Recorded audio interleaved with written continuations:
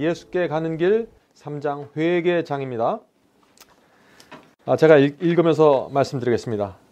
죄인은 여호와의 의를 깨닫고 자기 자신의 죄악과 불결함을 가지고 사람의 마음속을 살피는 자 앞에 나가기를 두려워한다. 죄인은 하나님 앞에 나가는 것을 두려워하게 된다 하는 것입니다. 죄인은 하나님의 사랑과 신성함의 미와 순결의 기쁨을 깨닫고 자기가 정결케 되어 하늘과 교통할 수 있게 되기를 사모하게 된다. 지금 여기 두 가지 상반된 감정이 나타나죠? 죄인의 마음에 성령께서 역사하시면 이 두 가지가 나타난다는 것이에요. 무엇과 무엇입니까? 여호와의 의를 깨달으면서 두려운 마음을 갖게 된다는 것입니다. 또 한 가지는 두려움만 느끼는 게 아니에요. 그것만 가지면 반쪽짜리 경험이에요. 순결을 사모하는 마음도 같이 갖게 된다는 것입니다. 이게 내가 지금 가지고 있는 이 경험이 어디서 오는 경험인가? 내 스스로 자책하는 경험인가? 사탄이 나를 괴롭히는 경험인가? 아니면 성령께서 나에게 주시는 경험인가? 어떻게 알 수 있어요? 지금 말씀드린 이 두 가지 경험이 같이 이루어져야 된다는 것입니다. 두려운 마음도 있어야 됩니다. 내가 죄를 범했을 거예요. 하나님께서, 이 성령께서 우리에게 오셔서 죄를 지적해 주시죠. 그러니까 두려운 마음도 생기는 건 사실입니다. 그러나 거기에서 끝나는 게 아니라 어떤 마음이 생겨요? 순결을 사모하는 마음이라습니다. 순결을 사모하는 마음. 하늘과 교통하고자 하는 그 간절한 마음이 생긴다는 것입니다. 자, 이 두 가지 마음이 생겨야 이제 우리가 성령의 역사 속으로 들어가는 것이다 하고 우리 스스로 판단할 수 있다는 것입니다. 이건 굉장히 중요한 얘기죠. 그러면서 이어서 밧세바를 범한 이 다윗의 회개 이야기가 나옵니다. 참된 회개가 무엇인지 지금 이 저자는 하나의 그 샘플 케이스를 뽑아서 지금 설명하고 있는 것이에요. 계속해서 읽겠습니다. 밧세바가 누군지 아시죠? 그 다윗의 휘하 장군의 아내, 그 여인을 범한 그 죄에 대해서 지금 회개하는 것입니다. 다윗이 범죄한 후에 한 기도는 죄에 대하여 참으로 슬퍼하는 것이 무엇인지를 보여주는 것이다. 그의 회개는 참되고 마음속 깊은 데서 나오는 것이었다. 죄를 변명하려는 노력도 없었고 정하신 형벌을 피하려는 욕망도 그 기도의 동기가 되지 않았다. 지금 다윗이 회개해서 주님께 기도를 드리는데 어떤 마음으로 지금 기도를 드린다고 했습니까? 변명하지 않는다고 했습니다. 변명하지. 근데 하나님께 대해서도 변명하지 않고 사람에 대해서도 변명하지 않는다는 것입니다. 참 이런 기도가 쉽지 않아요. 기도를 하다 보면 자꾸 하소연이 돼요. 누구 때문에 이렇게 됐다라고 얘기하게 되죠.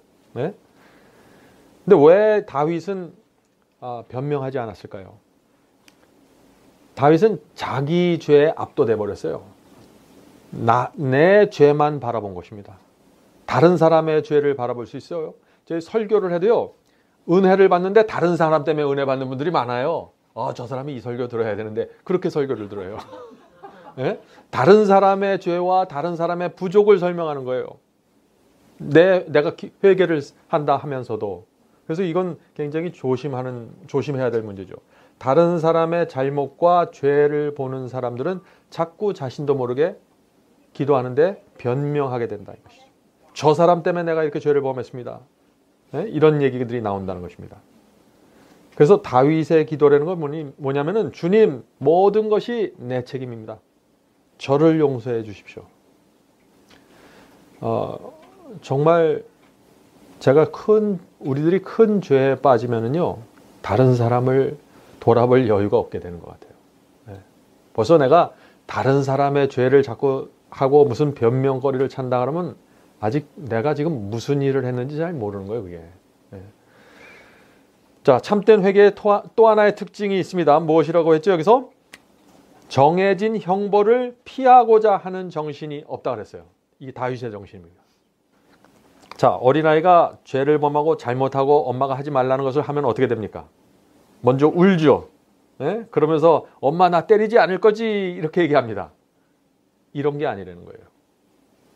엄마가 아이에게 한 번 더 기회를 주고 더 잘하고 성장하고 철이 들기를 엄마는 기대하고 있는데 이 아이는 와서 자기가 매 맞을 것만 신경 쓰고 있는 거예요. 참된 회개가 아니라는 것입니다. 철없는 아이의 회개죠, 그거는. 예?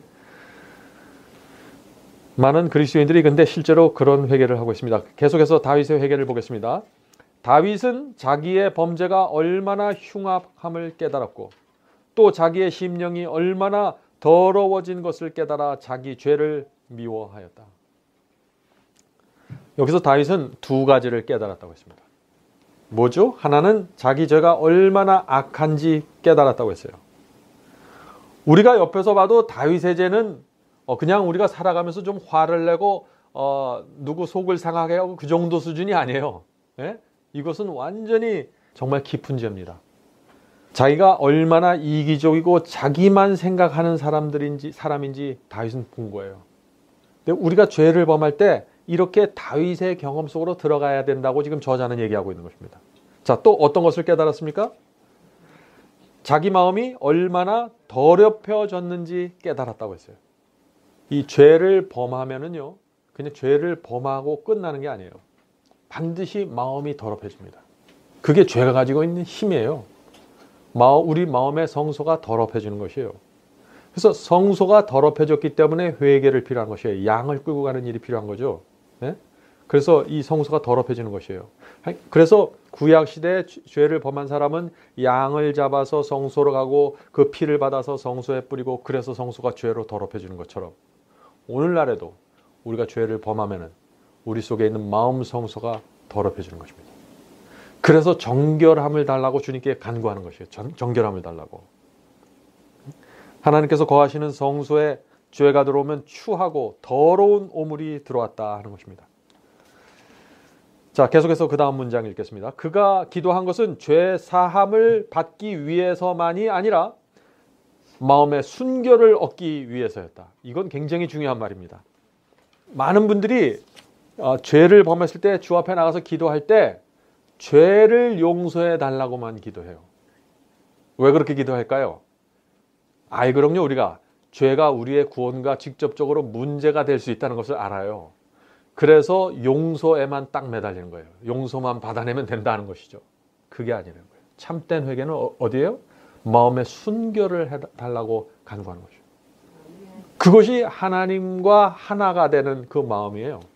그냥 나만 생각하면 내 죄만 생각하게 돼요. 내 용서만 생각하게 돼요.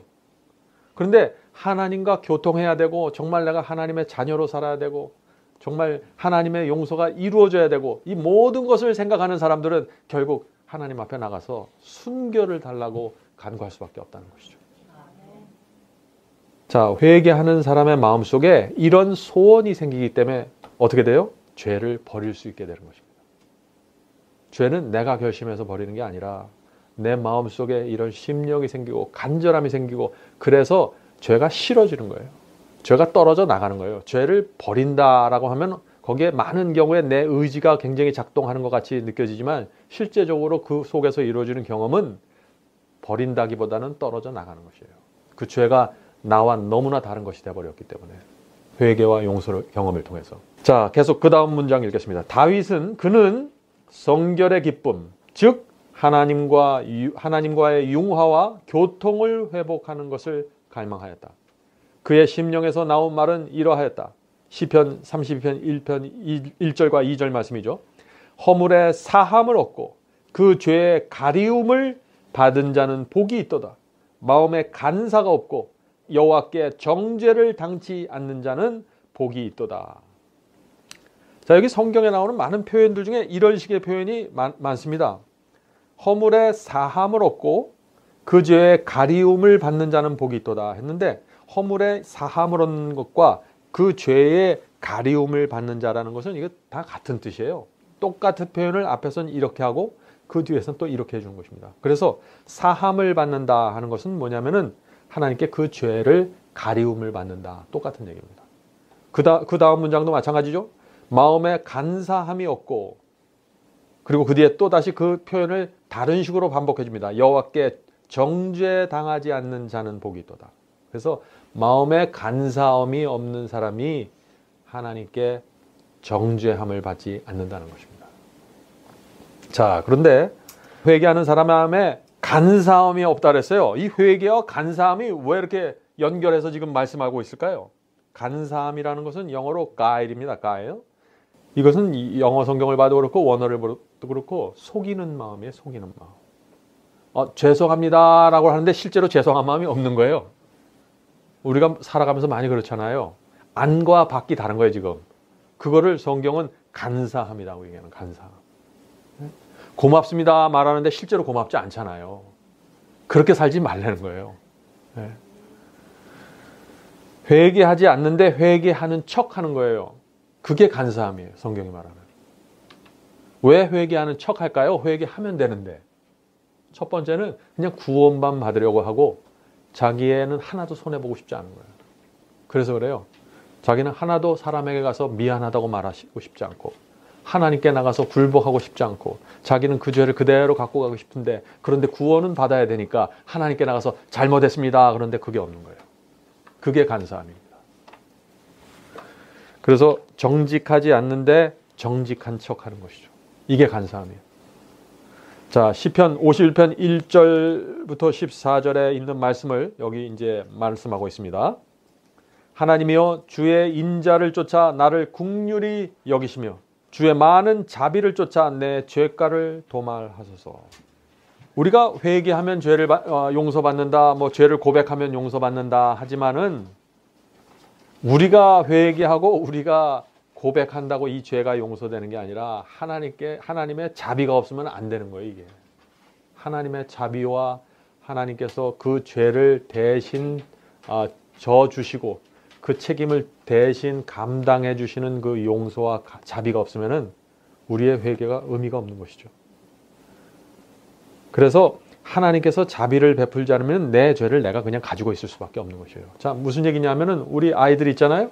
우리 아이들이 와서 정말 엄마 내가 저기 장난치다가 옆에 창문을 깨버렸습니다. 옆집 창문을 깨버렸어요. 예? 아니면 옆집 그 자동차 비싼 자동차가 있는데 그 자동차에 아주 스크래치를 깊이 났습니다. 죄송합니다 어머니. 잘못했잖아요. 근데 부모가 책임져 줘야 되잖아요. 아무리 이 아이가 진심으로 죄를 고백한다 그래도 내가 그 죄를 책임져 주지 않으면은 아무 의미가 없는 거예요, 얘는. 그 죄를 자기가 다 감당할 수밖에 없는 거 아니에요. 그래서 제가 그 스크래치 난 자동차, 깨진 창문에 대한 전적인 책임을 제가 져줘야 돼요, 부모로서. 지금 그 얘기 아닙니까? 하나님께서 우리가 잘못한 모든 것들에 대한 전적인 책임을 져주셔야 돼요. 그것을 자비라고 얘기하는 거예요, 자비. 그것을 하나님께서 그 책임을 져주시지 않으면 모든 형벌이 나에게 떨어진다는 것이 그것이 성경이 말하는 것입니다. 그것이 십자가의 의미예요. 그래서 다윗은 내 죄를 지워달라고 하는 그 기도를 하는 것입니다. 내 죄를 지워달라고. 자, 다윗의 기도를 계속해서 이어지는데 한번 들어보시기 바랍니다. 이것이 온 마음을 다해서 하나님의 자비를 바라보는 그 기도라 하는 것입니다. 자, 대저 나는 내 죄가를 아오니 내 죄가 항상 내 앞에 있나이다. 우슬초로 나를 정결케 하소서. 내가 정하리이다. 나를 씻기소서. 내가 눈보다 희리이다. 하나님이여 내 속에 정한 마음을 창조하시고 내 안에 정직한 영을 새롭게 하소서. 아주 이거 유명한 기도죠. 나를 주 앞에서 쫓아내지 마시며 주의 성신을 내게서 거두지 마소서. 주의 구원의 즐거움을 내게 회복하게 하시고 자원하는 심령을 두사 나를 붙드소서. 하나님이여 나의 구원의 하나님이여 피 흘린 죄에서 나를 건지소서. 내 혀가 주의 의를 높이 노래하리이다. 우리가 어떻게 하면 이런 기도를 드릴 수 있을까요? 이거는 내가 멋있게 말을 만들어낼 수 있는 기도가 아니에요. 이것은 우리 속에 이런 심령이 준비가 돼야 나올 수 있는 기도 아닙니까? 정말 우리가 무슨 짓을 한 거를 알면은요. 근데 죄를 하나님밖에는 용서할 분이 없다라는 게 딱 마음에 들어가잖아요. 그럼 기도가 이렇게 돼요. 자, 계속해서 읽겠습니다. 이런 기도는 우리 자신의 힘으로 할 수 없는 것이다. 그렇죠? 이것은 승천하시고 사람들에게 선물을 주시는 그리스도로 말미암아서만 얻는 것이다. 회개가 우리 스스로 만들어낼 수 없는 것입니다. 짜낼 수 없는 것이에요. 회개하는 심령은 십자가 앞에 나가야만 생기게 된다. 자, 이게 무슨 얘기냐 하면은요. 제가 처음에 교회 들어왔을 때 이런 말들이 참 생소했어요. 십자가 앞에 나가야 된다. 그래야 회개가 된다. 이게 무슨 뜻이지? 예?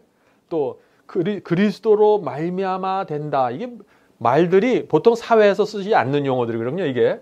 그래서 사회에서 살던 사람들이 갑자기 교회 오면은 이런 용어다 단어들이 어색한 것입니다. 근데 교회를 오래 어렸을 때부터 다닌 분들도 그냥 너무나 오랫동안 그런 표현들을 들어왔기 때문에 그게 진짜 무슨 얘기인지 모르는 경우도 많더라고요. 보니까 십자가 앞에 나가야 회개의 마음을 받을 수 있다.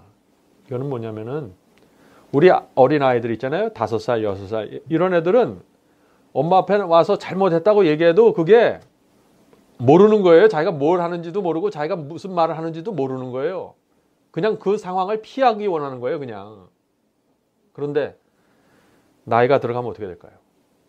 또 자식을 낳아서 키워보면 어떻게 됩니까? 부모의 마음을 이해하게 되죠. 또 철이 들면은 20대, 30대, 40대가 가까우면 갈수록 전혀 달라지는 것입니다. 부모에게 가서 정말 잘못했다고 얘기할 때는 5살, 6살 때 하고 전혀 다른 차원에서 얘기하는 거잖아요. 왜 그렇게 다른 차원이 될까요? 부모가 나를 어떻게 사랑했는지 아는 것입니다. 부모가 나를 어떻게 키웠는 줄 알고 나 때문에 무슨 대가를 치렀는지를 아는 거예요. 평생을 통해서. 그래서 그런 부모 앞에 나가서 부모의 마음을 아프게 했을 때 내가 잘못했습니다 라고 얘기할 때는 전혀 다른 차원이죠. 그거는. 그래서 십자가 앞에 나가야 된다. 그것은 부모, 나를 낳으시고 기르시고 보살펴 주신 그 부모 앞에 나간다는 뜻이에요. 그 부모가 지금 내 죄 때문에 피 흘려서 죽고 있어요. 내 죄의 대가를 치르기 위해서. 그 앞에 나가서 지금 주님 제 죄를 용서해 주시옵소서 라고 말하는 것입니다. 이렇게 될 때 하나님의 마음과 우리의 마음이 그냥 하나가 되는 거예요. 네. 그러면은 내가 용서해 주십시오 말을 하기도 전에 그 마음이 전달이 돼버리는 거예요. 그냥. 그렇게 되면은 하나님께서 내가 너를 용서해 주겠다 하고 무슨 편지를 보내주고 문서에 사인하지 않아도 내 마음속에 그게 느껴져요. 용서받은 심령입니다. 그게. 죄를 용서받은 심령. 그래서 왜 하나님께서 나에게 그 용서받은 확신을 안 줄까? 그게 아니에요. 내 마음이 전달이 되면은 바로 와요. 그게. 왜냐하면 이건 부모 자식 간의 문제이기 때문에. 자, 제 경험으로 보면은 정말 하나님의 용서가 필요하게 되면은요. 어떻게 해서든지 십자가 앞에 나가고 싶어요. 거기밖에 방법이 없는 걸 알아요. 거기 가서 어떻게 해서든지 이 내가 정죄받고 있는 이 느낌과 이 두려움과 양심의 가책을 다 내려놓고 싶어요. 내 스스로 누구에게 줄 수가 없는 거예요. 아무도 내 거를 받아줄 수가 없는 것입니다. 이것을 받아줄 수 있는 분은 하나님밖에 없어요. 하나님께서 이것을 어떻게 받아주실 수 있습니까? 이 죄에 대한 모든 책임을 지고 죽으셨잖아요. 그래서 하나님 위에는 이것이 감당이 안 되는 거예요. 자, 계속해서 읽겠습니다. 많은 사람은 바로 이 점에 있어서 실패한다.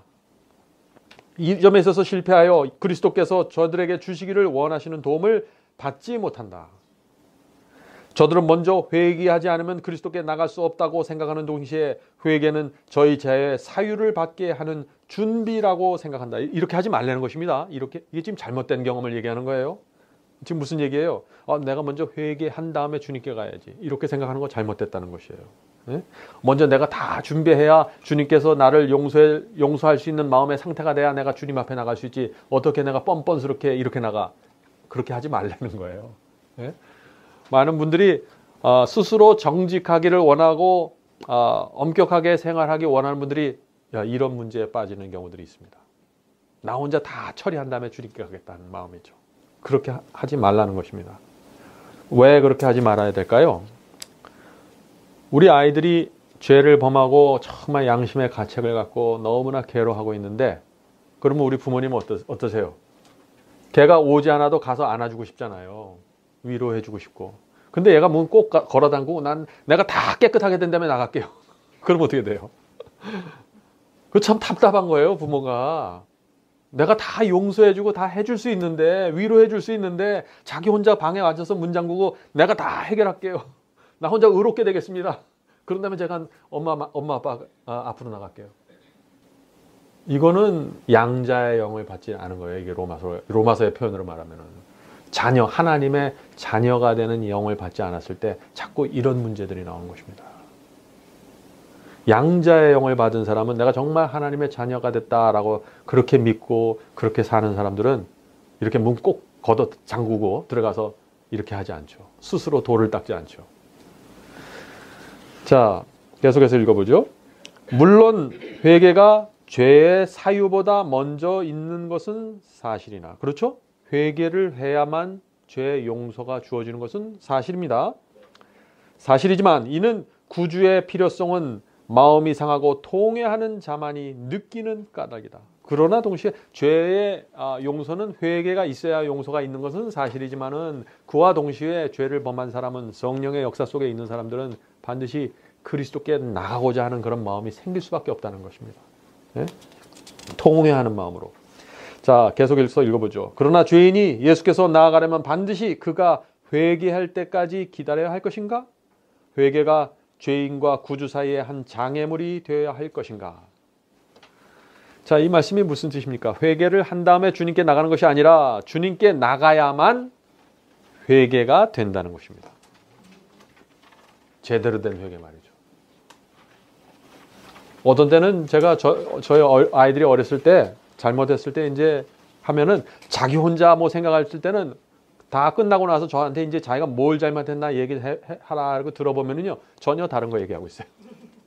내가 문제로 하는 것을 얘기를 하지 않고 자기 생각에 자기가 문제라고 한 걸 얘기하는 거예요.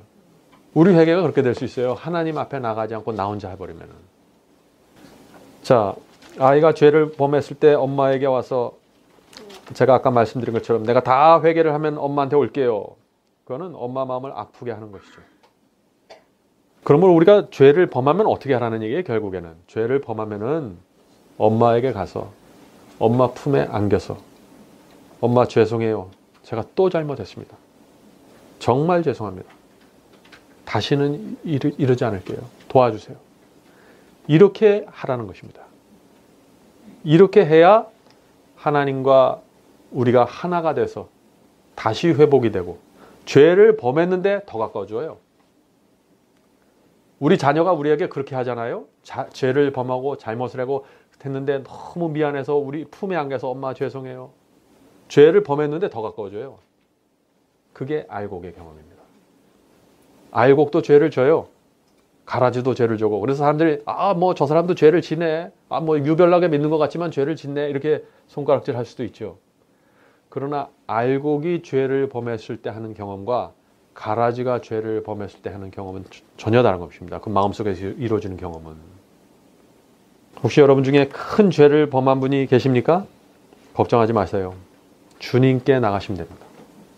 예수께서는 간음한 현장에서 붙잡혀온 그 여인도 용서해 주셨잖아요. 그거보다 더 큰 죄 쉽지 않잖아요. 그렇게 창피하고 두렵고 어디다 내놓을 수 없는 그런 죄를 범한 여인도 예수님께 나왔을 때 다 용서받았습니다. 죄는 크고 작은 게 문제가 아니에요. 그게 부모의 마음 아닙니까?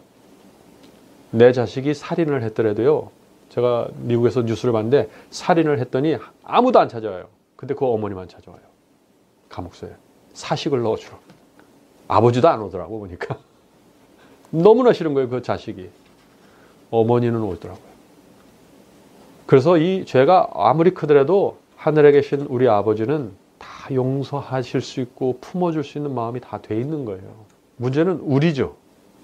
그래서 오늘 이 회개하는 이 문제를 공부하면서 정말 우리가 주님께 나가야 되고, 죄를 범해서 구원을 잃어버리는 게 아니잖아요. 태어나서 한 번도 죄를 안 짓는 사람이 어디 있어요? 예수를 믿고 나서 한 번도 죄를 안 짓는 사람이 어디 있습니까?